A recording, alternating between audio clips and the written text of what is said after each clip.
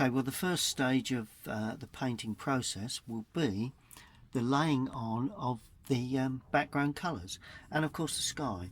Now because we've got very little sky in this scene, I would recommend if you've got very little skies in your subjects, you don't make too much of them, don't too many cloud sort of areas.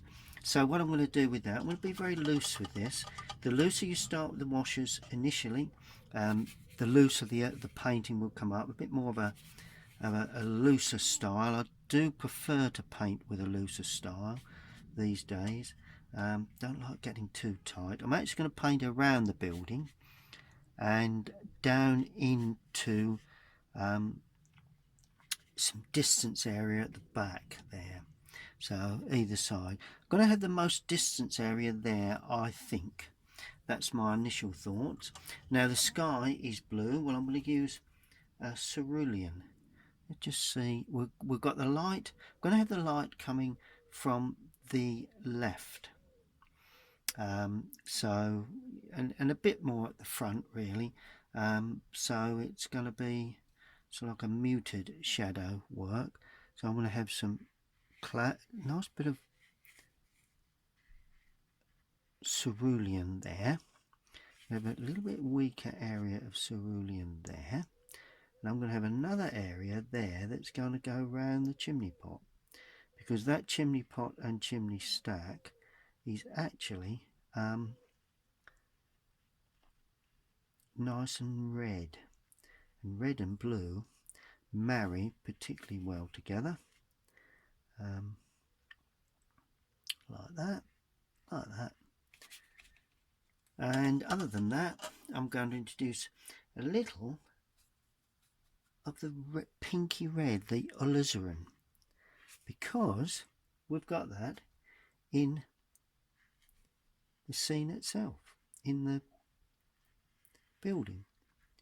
So that's my thought behind that.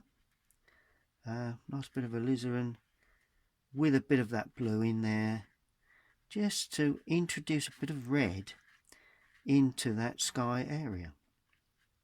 That's all you need. Nothing more simpler than that to create the illusion of clouds and a little bit of distance there, a bit of cloud work there perhaps, just to pull that in.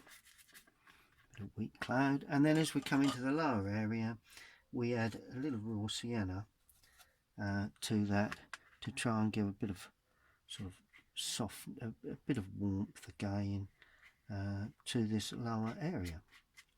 And that, I think, is all you need for your skies.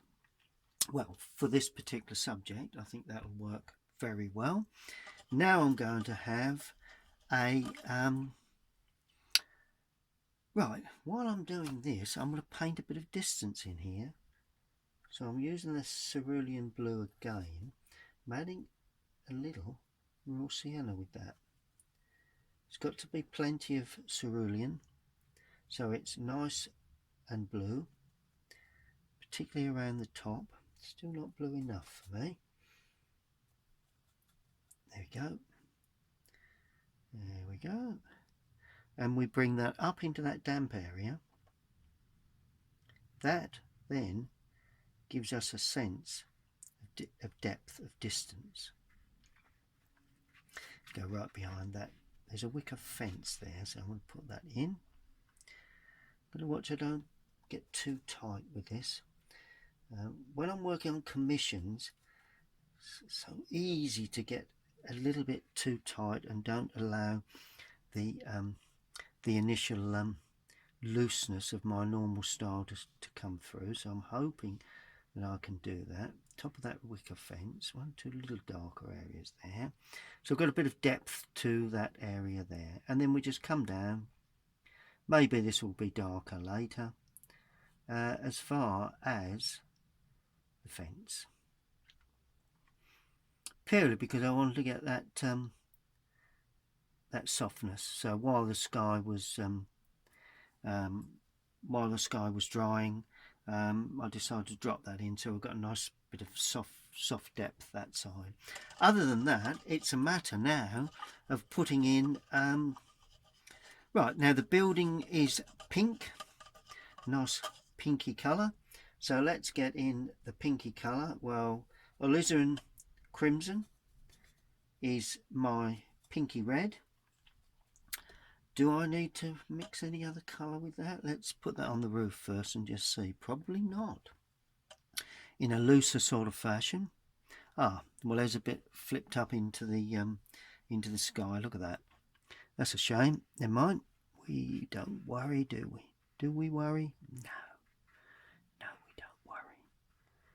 It's what I say. When artists, you know, I teach an awful lot, and or I have certainly have done over the years, and artists tend to get all panicky when things, you know, a little bit of accident happen.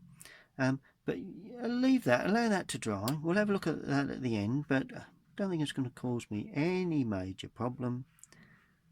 And now I'm going over, I'm leaving the windows, but this I think will be the pink of the wall.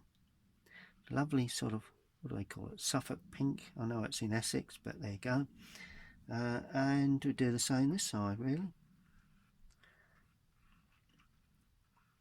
We'll leave the chimney, the windows, for some unknown reason, but that's what I've elected to do this morning. Could have gone right the way over. And I'm going to leave the lamp, because that, I understand, is a very important part of this of the subject to the owner, which is very nice. I always have features in a property that you sort of like and take to. There we are. I'm not going right up to that green because otherwise that would flood into that. There we go. Okay. Oh, and we've got to, of course, do that area there. And might as well do the roof as well, because that's going to be red anyway. Oh, there's a pink area there. Forgot about that. Oh, and I'm spotting pink areas that are very important at the early stage of painting. There's an area there that's pink. Very important to get all those pink areas in with the same wash, really. Good. Now I'm going to put a light wash of pinky cream. So I'm using raw sienna and very weak. Don't want this to be particularly strong. Onto the raw sienna, a little alizarin, onto the wall. I need that to have stark white would be too brilliant. It needs a bit of colour. Then as I come down into the foreground, I'm going to put in raw sienna to try and pick up these bits of grasses and all sorts of things going on there. Then I'm going to put cadmium yellow, and this is onto dry paper. I want to get a bit of a rougher feel to this. And then I'm going to put in lemon yellow, and I'm using a flat brush for this. A nice bit of lemon. There's a bit of red gone in, which is nice. Let's put a bit more red in there. I always like to put a bit of red. It's sort of like a rough grass area. And then I'm going to put in a little bit of blue, and that'll blend. This is a technique that I've been using recently. Something that I never used to put in, but as you develop your painting techniques, you begin to see the sort of things that you need, really.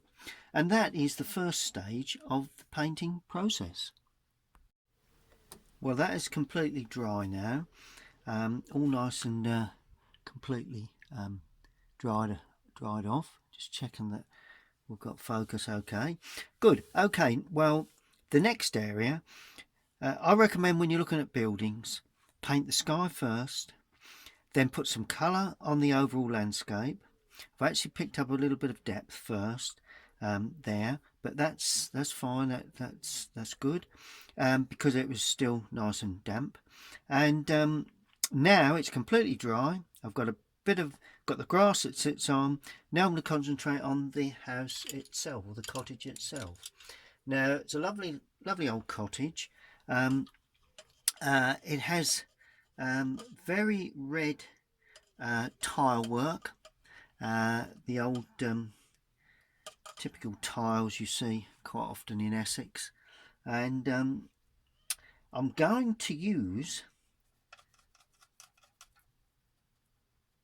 burnt sienna, a little of the red that I've used in the building. Notice how I'm trying to use a bit of red in the sky that I'm using on the building, or the pink, but I call it red, it's alizarin crimson.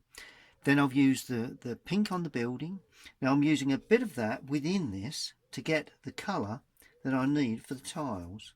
And so I'm using burnt sienna with the alizarin. And I hope that will give me the tile, a nice rich tile colour. Now, when you look at your subject, I'm going to turn the camera so that you can see the subject and you can actually see what I'm looking at. If you look, the tone values are all about colour. The roof is quite dark against a very light building, and it's quite dark against the sky. So you've got lights and darks. You've got dark trees either side. You've got quite a dark roof, but the building is very light. So this is exactly what I'm looking to produce here, tone-wise. So it's not only the colour you use, it's the tone values, whether it's light, medium or dark. And sometimes you have to adjust it when you're working, but as far as it goes, in this subject, it's going to be about right. So let's see if we can get, there we go. See how strong and rich that colour is. And a little bit goes up into the chimney area. Now that comes down like that. There we go. Now there is a ridge tile, and that roof has got a little bit of movement to it, what I call movement. Notice how I keep adding to the brush the paint. There we go. I'm going to leave a little bit on top of the roof of those, and I'm coming down as far as that first, just where the roof just turns back, because that is going to be in a little more sunlight. So I'm using a little more burnt sienna for this. So it's a slight change of colour. Nothing great, but just a slight change of colour. There we are, leaving little wisps of colour here and there. Bring that down to there, down to the edge there. It doesn't run under. No tiles, I don't think, underneath the area there. And it's got a nice little hip, sort of like a bit of movement to that. Brilliant. And then just before it dries, let's hope it's not dry, some darker touches, and that's burnt sienna. Sorry, burnt umber. Straight in, just before it dries, to give a sense of texture, which sometimes helps. Right, and then I'm going to do the ridge tiles. So I've shaped the brush, just leaving a little hint of what I'd class as jointing between the ridge tiles themselves. It just gives it that lovely aged look, you know, the sort of thing you like to see. So those little patches of white paper just break up that, it's an illusion really of ridge tiles. Then this one, going to be a little bit light. I'm just leaving a bead of unpainted area, just so as you can see a separation between the two roof areas. So that goes in like that, and that finishes there. Good, good, good. And then of course we have this roof area here. Quite a slope to that. Then we have the chimney. Now that I'm going to use light red, because the brickwork quite often is slightly different in tone and colour, of course. So I'm going to do the right hand side first, We're going to come down like that. Just watching that I don't paint over any pink areas, because obviously it's very important.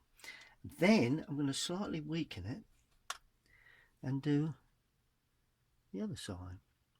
Now I am touching, so you'll get a bit of bleed of colour, but not anything great.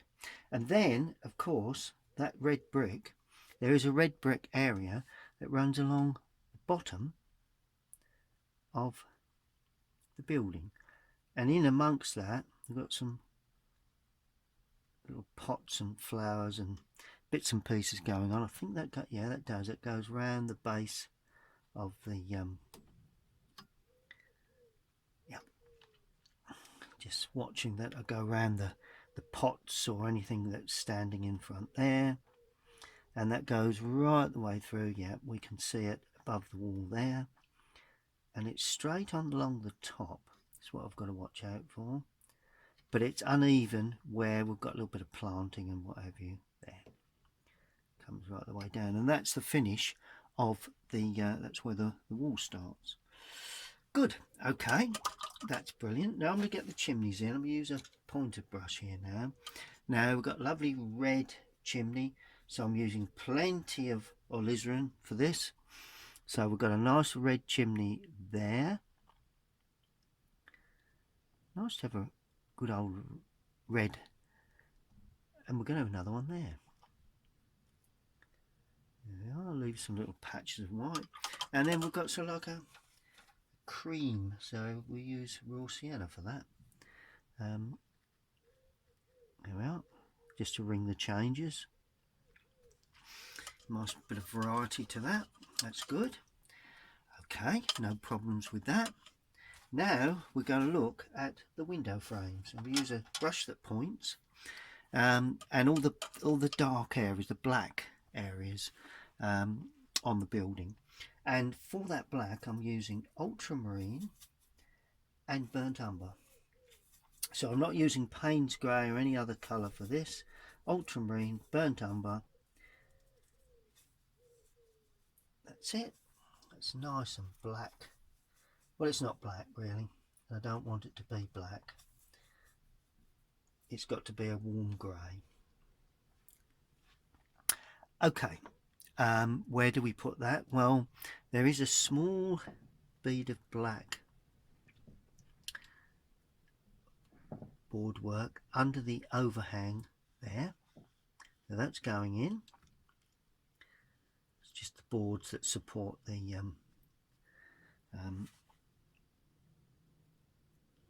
tiles. We do have a black bordered area that runs underneath there. Notice how I'm trying to pull the brush across and weaken it and get an open effect, as if there's a bit of sunlight on that board. See where I've broken it up a little. Mustn't overpaint that. Then we've got the window frames. I've got quite a big area at the top of dark colour. Always remember perspective when you paint your windows in. We've got the sections in between and the area at the base where the potentially the sill is. There you go, and the section in the middle. That's looking good. Where else do we go? Oh right, the window here. Get that in quite quickly. Don't want to be too fussy with these areas of that board again underneath the window. We've got the gutter to go in on top of that, and then we've got a window here that comes down to that black area around the building. We've got a window here with oh right, we've got one section there and some cross sections like that. I think we've only got one down section, yes, and they're quite wide, and we can then see the other one on the other side, just roughly.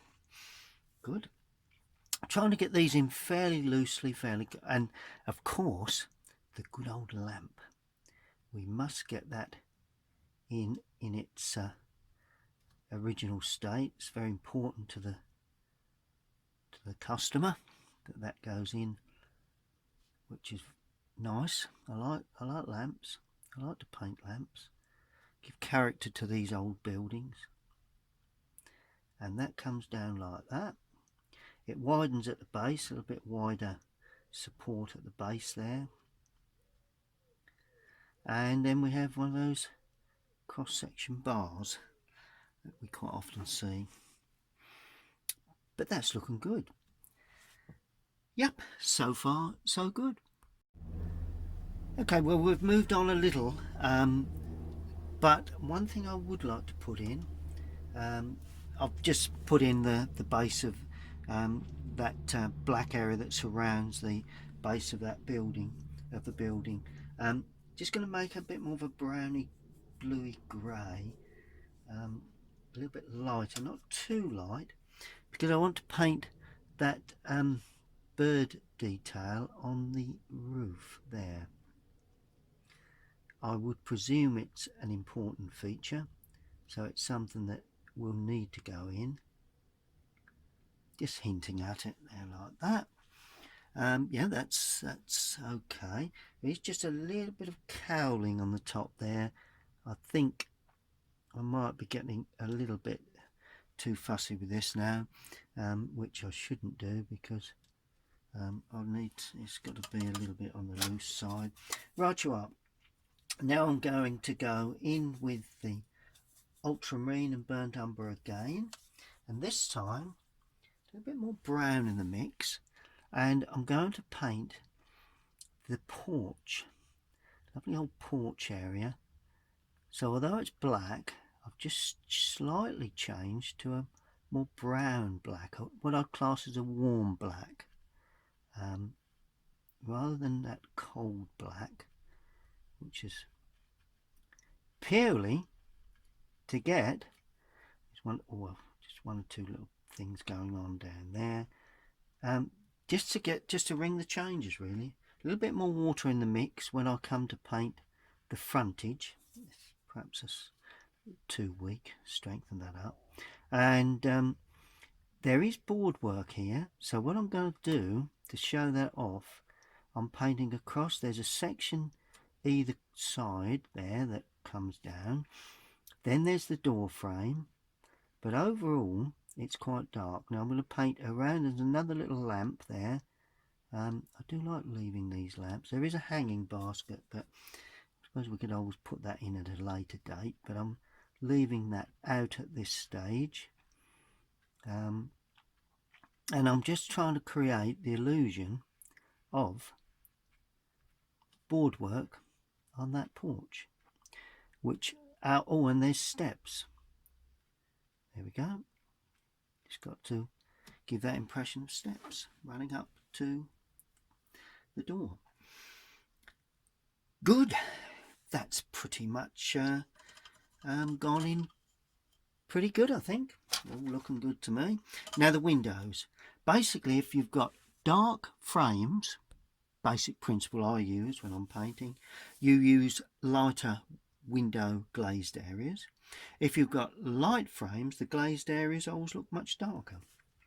So in this case, we've got light frames.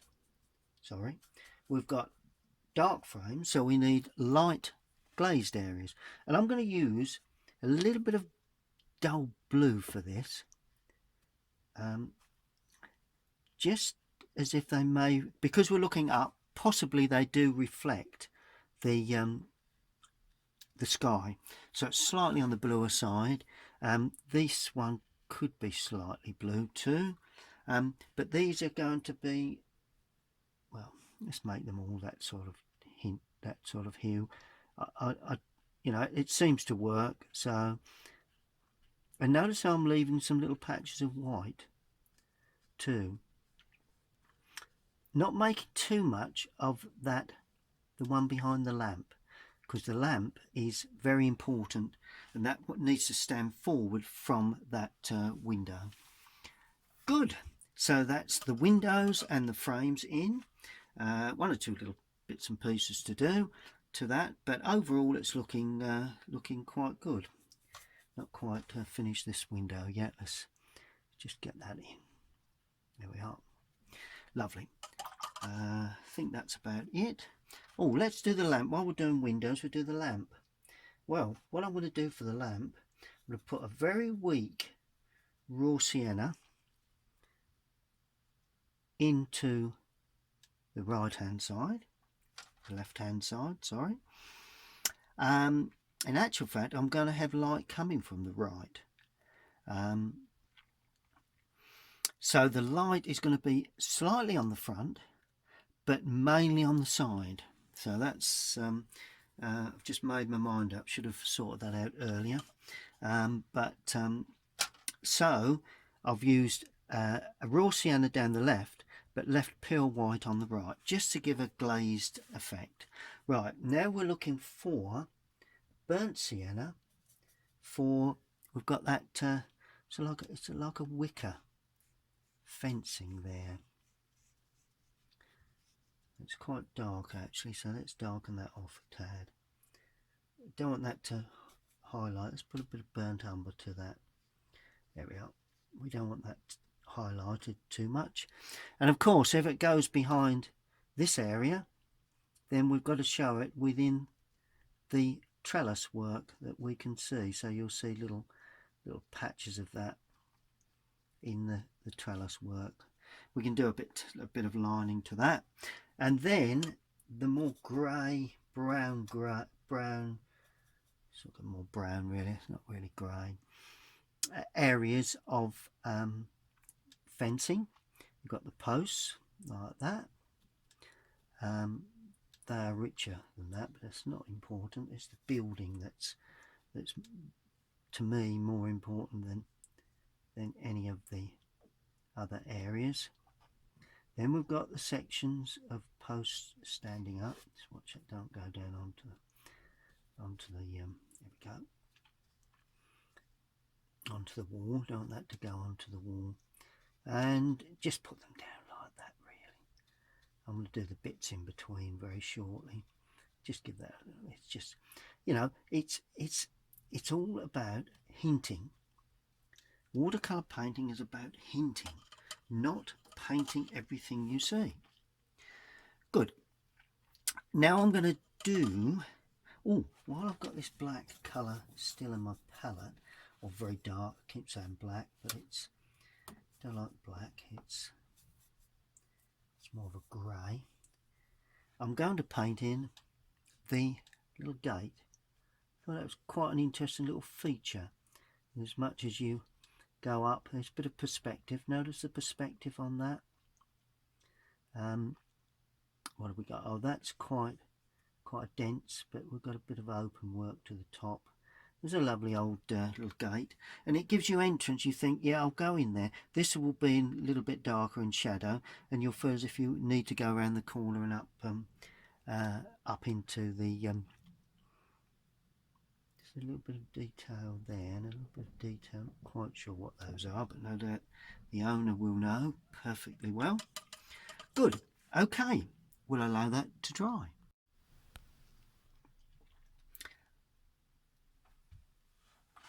Okay, well, I'm just going to show you the pencil sketch that I did earlier on. You may have already seen that on my YouTube channel. It's always a good thing to do. I'm working from a photograph that the client has given me or sent to me, so it's nice to produce a pencil sketch to work out basic tone values really. So I'm working to that when I do my shadow work, but in the meantime we're now going to look to see really where we go next. Well, trees, I think the sunflower is very important to the client, so I do feel that needs to stand out reasonably well. So when I paint the trees here, I'm going to pick around the outside edges, leaving the sunflower pure white paper, then tint it afterwards. So the trees and everything in the background are going to be much darker than the sunflower itself. Then I can tint in the yellow head and everything. So that's that. This side, Got a nice bit of depth. It's more or less finished really, but then I've got a lovely willow overhanging. Let's do the left hand area first. That's that area there. Now they're greens, so my favourite mix for greens: cadmium yellow, Prussian or Windsor blue, bit of burnt sienna to give it a bit more of an earthy look. Start off mainly with cadmium yellow and Prussian or Windsor blue, whichever you've got really. Phthalo blue is not bad. And what I'm going to do, I'm going to start with the side of the brush, but this one is sort of like a rather spiky affair, this variety of shrub. So I'm going to paint that up like that, leaving plenty of gaps. You've got to give variety to these, to any trees that you paint, because if you don't, then they look a little sort of much of a muchness really. So this is also going to be a bit spiky there. And what I'm going to do to some of those, I'm going to soften those with a damp brush. So I'm going to soften that area there, just to give it, and just a little area there, just to give, you know, just makes a nice, breaks up the whole thing really. Now I'm adding more burnt sienna as I work down, and more Prussian blue, Windsor blue, Phthalo blue, whichever you feel. And I'm just dropping back in just before it dries, because I want to, you know, want to gradually, you don't just paint light, medium and dark areas, you gradually tone them through, just leaving a bead of white here and there along that edge. That's where the hedging will meet the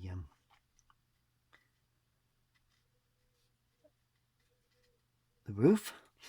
Okay, now I'm going to paint around an area there, because I'm going to be very dark now as I go round the lovely old sunflower. Could have used a more pointy brush really, but howsoever, I could change, I suppose, when I paint around that area. So this is going to be quite dark, like that. There we go, and I'm painting around that area there. Right, let me use my pointy brush. It's a good idea, and I can pick around the sunflower quite a bit more successfully really. You know, it's only got to have a jagged edge really around there. But there again, we're not looking for a botanical painting of the sunflower. You know, if the customer likes the sunflowers, then obviously they can buy sunflower pictures. But of course, this customer likes a sunflower situated in their garden. So that is it's a different thing altogether, and so it's suggesting leafing. We're not painting the leafing that, you know, the specific shapes. We're just hinting at stem and leafing, because quite large leaves, so quite large bulky areas on the outside. There we go. And just work my way down really. Just go round the sunflower like that, just to show stems and leaves. And that goes right the way down like that. Just go around that, then I'll bring in a larger brush to finish it off. There we are. Nice little cluster there. Nice little another cluster there. Stem. There we go. And then using this brush again, the larger brush, just to float in the back edge of that.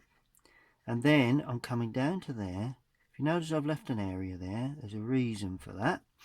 And then that comes right the way down into an area that is let's go really dark there. A bit more blue in the mix. There we are. Always nice to be very dark. Shows up the sunlight on the side of that building. Then we've got some nice lighter greens in the lower area here. So then I'm going to add cadmium yellow to that. So make a slightly lighter, should be lighter, there's too much water. Sorry, not enough water, more paint required. To give a little bit of a lighter green, just to ring the changes. We are, so you can just see a sense of another green there, and more yellow now in the mix to give us this sort of greenery in the lower area. That also goes, just bring that through to there, like that. And then we've got the top of the wall. Must remember to hold that fairly clean. Bit of this green here and there, just to hint that things are going on in the lower area. Yep, let's just bring that down a little bit tighter there. Got too much white. Well, let's bring that out. Lovely. Right, so that's that. That's our sunflower set up very nicely. Be tinted shortly. Now willow. Right. Now the willow colour, it's a bit more blue and it's more open. It hangs. Just move my pot. And to get that, you need a semi-dry brush, and you see the way I'm pulling across like that to get those lovely, that feeling of an overhanging willow tree, quite dense in the centre, but on the outside edge it goes very open. There we are. So that's our willow, and in the lower part we go back to the quite dense paint again. Although I think I like that area there, I'm going to bring that willow right the way down into there. There we are, bit of license used. Brilliant. And then I'm going to produce some little darker touches, little something going on in the garden at the back there, just to give us a hint that and there will be some green showing through the trellis there, and of course there will be some green sections here that you can see through. Good. That's pretty much it really for the trees at either side. We've actually not got that far to go now. Before we look at shadows, I need to just tint one or two areas. I'm going to put a bit of greenery in this foreground, a little bit stronger because we can't quite see where the wall finishes and the green area begins. So I'm going in with the same mix I've used for all the other greens really, and I'm going to pull that across, quite uneven. Notice I put a little bit of edging to that there, one or two little bits dropped in. Then I'm going to add more cadmium, spread that across. Just needs to be darker really, darker than the, I'm going to put a ridge through there. I'm going to leave some areas unpainted that I've already got on there, so always useful to do. It's going to be a little bit dark this side like that. Then I'm going to leave a bit of that light area. Then it's going to be a little bit dark and rough in the foreground. This is what watercolour painting is all about. Washes on top of washes that allow the colour to shine through. Bit of brown there, over the top there, and I think that gives it that atmospheric feel. Good. Just before the shadows, let's go in with the sunflower. Let's put that in. Always nice to get that down fairly early on. Well, before the shadows basically. And I'm just using, just clean the brush thoroughly so we don't get any green in there. I'm using cadmium lemon for that, for the flower head. Nice and yellow, like that. It has a centre, and then just a very light, bright green. Same three colours: cadmium, Prussian. I'm not really putting any burnt sienna in this. I think it's dry enough. Got to make certain the outside is dry if you want hard edges. And we've got like a stem. We've got some greenery there, leaving some white here and there, little touches of white. Go. And that is our sunflower. Just lifting off a bit of colour. It went on a bit heavy. Good. Now all we need now is the little brown head, little brown centre. Not certain whether this, because it's looking away from me, I'm not certain whether it's a large brown head or a small brown head. They do vary. Painted a few this summer, so I'm going medium with that. Just there we are. Good. So that's our sunflower standing up there very nicely.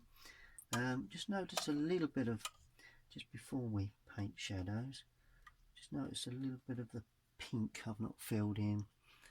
Needs to be put in, I think. Yeah, like that.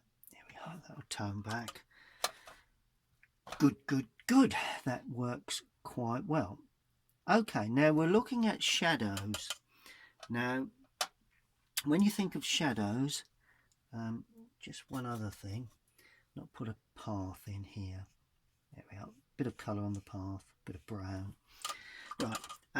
Looking at shadows, we need to think about where the sun is coming from. It's also important to look, obviously the colour you use, quite very, very important really, to make certain we use the right colour. I'm going to use, well, we've really got to use alizarin crimson because we've used that quite a lot. I'm mixing that with a little burnt sienna just to knock it back a touch, and I'm going to use, I wonder what we get with Prussian blue. That might come up a bit green. Let's use the cerulean blue. Okay, this is unusual for me, very unusual for me. Is it going to work? We don't know. That is something we will only know once we've painted it on, basically. So I have to be a bit careful with this. Oh well, there you go. Yeah, I think that'll do us. A little bit on the greeny side, but that's in keeping, I think, with shadow work on these buildings sometimes. Okay, well, we'll test it out on small areas, then we'll know whether we're on the right track or not. Now, sun coming more or less on the front, but from the right hand side, so that's in full sun. The front is in sun as well, but we've got just a bead of dark down the back edges of the chimney pots. We've got just a hint at shadow underneath the overhangs there, quite a deep one that, because it's on the side, a shallow one there, a little bit down the back edges of the chimney there, so that's picked that up quite well. It stands out there. Little back edge of that chimney there. We do have a bead underneath that pot, that chimney stack. And in actual fact, I'm going to put a shadow down the left hand side of that, just to take away from the brilliance of that. Good. Next will be the shadow. I think that's working okay. Next will be the shadow down the overhang of this gable end. It's the overhang of the, just down there. Well, yeah, I think that should dry up quite nicely. Pretty happy with that shadow. And of course, a bit more blue in there. There we go. Of course, we've got the overhang shadow. A bit more red too in the front there. There we are. The overhang shadow from the gutter. Now, because we're coming across from the right, that will actually come from there, and that will spread across, and it will be quite a deep area of shadow, like that. It can even go to that sort of depth. There we go. So that's the overhang shadow there. Good. We've also got an overhang shadow here as far as there. Really brings out sunlit feel. Shadows and in buildings really are the key. Now I've got a feeling we would have a casting shadow down there like that, at that angle. It would probably come across there like that, lip up, and then it would cut back to this corner. I would imagine that would be, I'm imagining this shadow now, but not an important feature, but it would cut back to there. There we go. So it's on that left hand side of the building. That's good. Now another shadow will be from that corner casting across like that and down that wall. So it's across that window, overhang, gutter, and onto that wall. So that's the casting shadow from the porch. A bit more red. Nice to have a bit of warmth in this now again. And a little bit darker, if I can get it darker. There we go. We've got a little bit of the overhang there on the boardwork, and touch underneath there because the sun is fairly high. Then we'll have a recessed shadow on the door because the door presumably sits back. Well, so that shows you that, which is all ideal for what we're looking for. I'm also going to put in a little bit of shadow under the overhang of that tile work, the windows. It really is a shadow that makes these pictures. I would always recommend that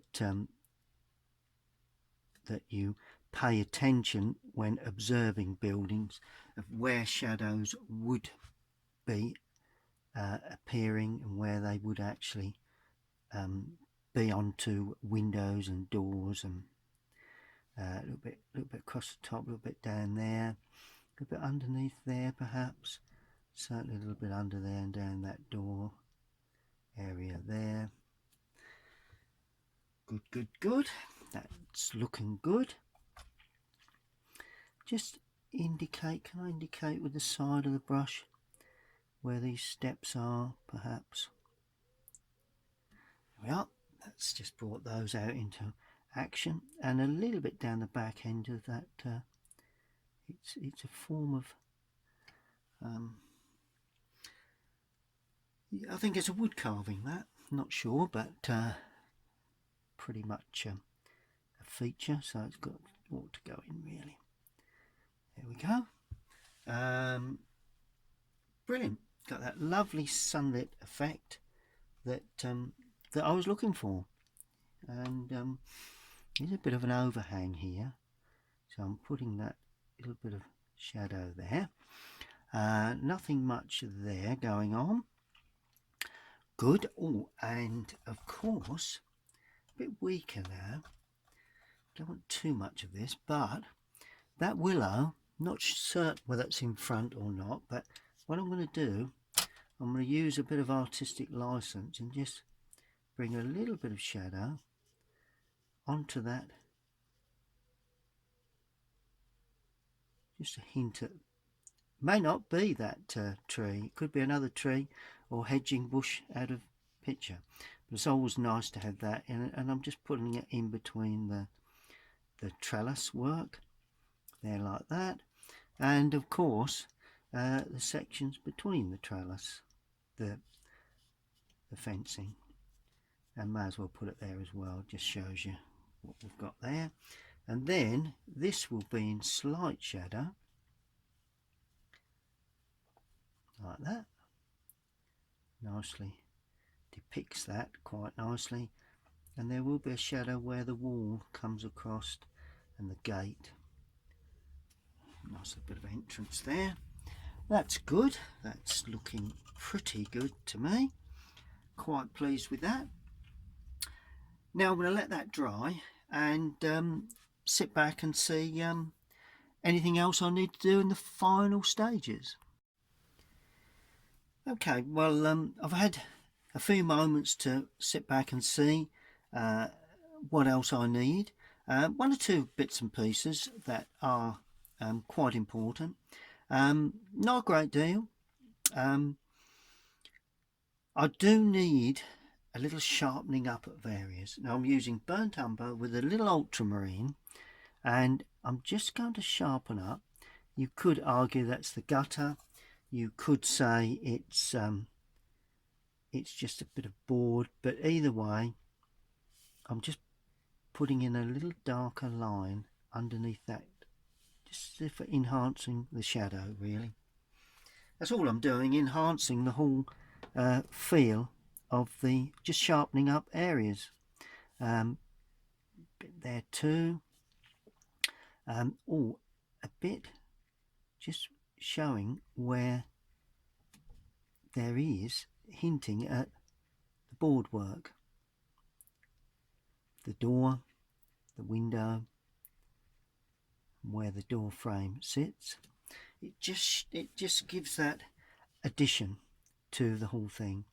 And this is boardwork as well. There's a window there, so it's not brown, but brown helps to indicate a warmth on what otherwise is a very cold area. So it does make a big difference. Little touches of brown, little touches of brown there indicate tile work perhaps. Oh, and I'll tell you where I do put it quite often, just to show the contour of the tile, the ridge tile. Now, not going to get into too much detail. I'm afraid if you do, you are really causing a lot of problems. You want everything to be loose and free and easy. Now I'm adding blue to that because I need some dark greens now, and need a little bit of interest in the foreground. Don't want too much. It's all about the building, not the foreground grass. But just feel that a little bit of sharpening here and there of the edging, bit of grasses. It's there are some drainage holes I've noticed. And another thing you can do is drag it across with your finger. So you just put up some little grasses and they look a bit stark, but if you drag it across with your finger, it blends in. And of course, on the overhang of that may be interesting, although I don't want that to take too much interest. There we are. So I'm using my fingers and bits and bobs to create that illusion, really, of grasses.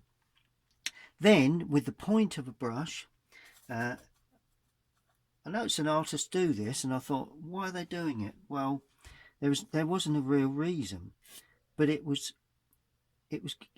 giving a bit of interest to the foreground grasses. So you know, you just give those little patches like that, then all of a sudden it gives interest.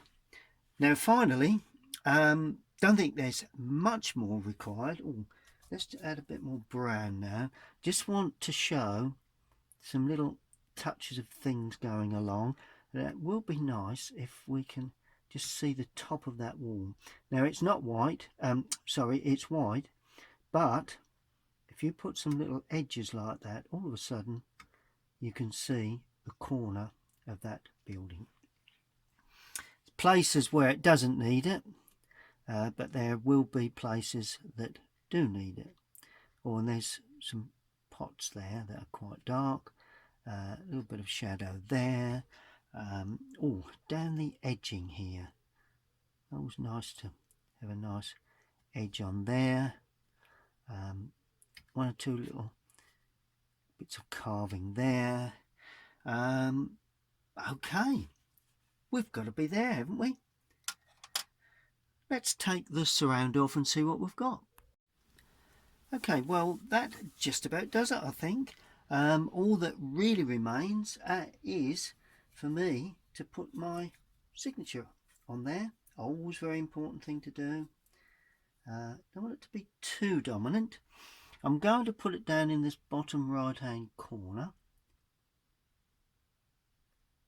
in the paint that the picture was painted in.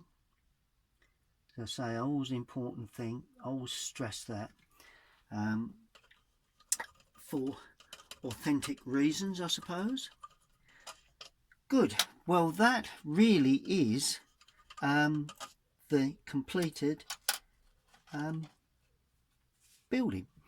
I hope you've enjoyed that.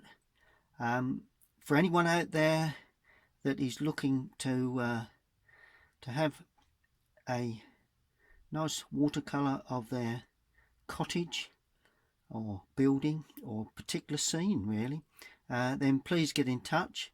I normally film them so you can actually enjoy watching how they're painted while they're hanging on your living room wall.